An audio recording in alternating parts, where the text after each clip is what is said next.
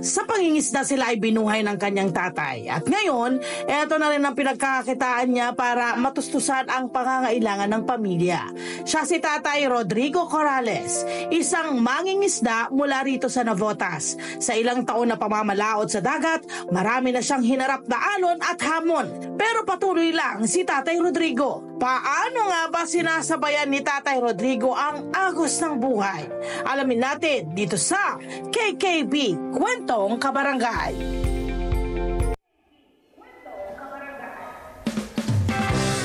Ayun! Kasama natin ngayong umaga si Tatay Rodrigo Corrales. Welcome po, sir! Good morning, ma'am. Good morning. Morning! Ito may mic si Kuya. Bati naman Ayan. Good morning, sir. Magandang umaga po sa inyo lahat. Yun! Ayan. Tay, unang-una namin itatanong na sa inyo, paano kayo na-awardan bilang isang outstanding fisher folk noong 2023? Kahanga-hanga po. Oo! Isa po kasi ako sa napagpaaral ng mga anak, nakatapos sila. Pero sa tulong po ng pangingisda lang po. Oo, gaano katagal na kayo nangingisda ba? 2010 pa po, nangingisda na po ako. Oo. Ano ho ba ang mga challenge? Kasi ang tagal nyo na nangingisda eh. Mula noon hanggang ngayon, pareho pa rin ba ang challenge o magkakaiba na? Sa climate change po ngayon kasi minsan po umaaraw, bilang babagyo, lalakas ang hangin. Yung weather ang kalaban nyo na. Opo. Pero yung inyong mga nakukuhang isda, meron pa ba? Meron pa ako sir sa Manila Bay po. Okay pa naman ang Manila Bay. Ayan, my friend. Okay, ito katanungan ng mga marami kang fans eh. Ang dami nagtatanong sa'yo, how to be you po raw. Pero ang tanong, ilang taon po kayo nag-umpisa sa ganitong trabaho? 13, 14 pa sir, nag-umpisa na po ako. 10 years old. Kasi yung mga tatay magulang ko niya. po ay mangingisda na rin po. Teenager, Yan. okay. Kayo po ba talagang isang pamilya ng mga mangingisda? Opo, yung nanay ko po ang kitinda ng isda. Husay, ang husay. Sabi nyo nga, Manila Bay ang isa sa inyong pinapalautan. Lumalayo ba kayo sa Manila Bay? Meron ba? Baka nakakarating kayo sa probinsya nito, sa Mindoro. Hindi po, ma'am. Eh, hindi po pwede. Hanggang Manila Bay lamang.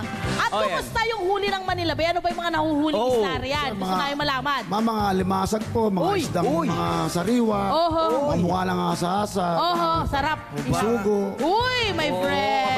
Ano mga hindi makakalimutang pagpunta Experience. sa lahat ng mga naranasan nyo? Yung mga, di ba kasi hindi biro yung, oy, mga kabarangay, hindi biro yung naglalagi kayo sa laot na matagal. Agad, correct. Oo, ng maaga. Tapos madilim pa. Di ba madilim pala naroon na kayo nag-aabangan ng mga nanginginain na isda. Ano mga karanasan na maaari nyo pong i-share para po sa kanila? Kung bigla akong lumalakas yung hangin, lumalaki alon, tapos dumidilim ang langit. Nabutan ng bagyo. Opo. So kayo tay, grabe ka, lagi ba kayong nag-check kung ano yung weather ngayon? Lagi nyo ba dapat sa legit ha? Lagi nyo chine-check kung ano yung... Opo, meron po sa nabote nyo na nilalabos yun. Oo, hindi kayo pwede na pumalaot. Sumusunod naman kayo. Mabuti naman. Okay, ano po yung inyong mga... Kasi, di ba, sabi nyo nga, napag-aral nyo yung inyong mga anak. Diba? Bigyan nyo lang po sila ng idea, yung ating mga kababayan, kung magkano ba ang kinikita ng isang mangingisda kapag siya ay pumapalaot. Malinis na inuuwi. Mga 1,500, 2,000 po. Not bad. Not bad din, my friend. Pero alam mo naman, puyat, pagod ang kanyang puhunan doon. At halata naman, obviously, sa kwento ni tatay, talaga namang dito na niya nahugot ang kanyang pangtaguyod sa pamilya, sa pag-aaral ng mga anak. Hindi po ba? Tama po. Yes, sir. Ayan. At may sariling bangka na raw kayo. Pakukwento, paano kayo nagkaroon ng sariling bangka? Pinundal ko po yun dahil dati po sumasama lang sa bangka. Dahil sa pagsisikap ko, nagsarili din po ang bangka para hindi na po ako sumasakay sa ibang bangka. Ayun. Masarap na pakiramdam, ano? Yes, correct. Yung dati, nagpupundar ka, namamaluktot ka muna, di ba? Tapos ngayon, nakikibangka ka lang. nakikibangka, tapos ngayon, meron ka ng sariling kalayaan. Kasi, di ba, may sarili ka nang naipundar. Ano pakiramdam?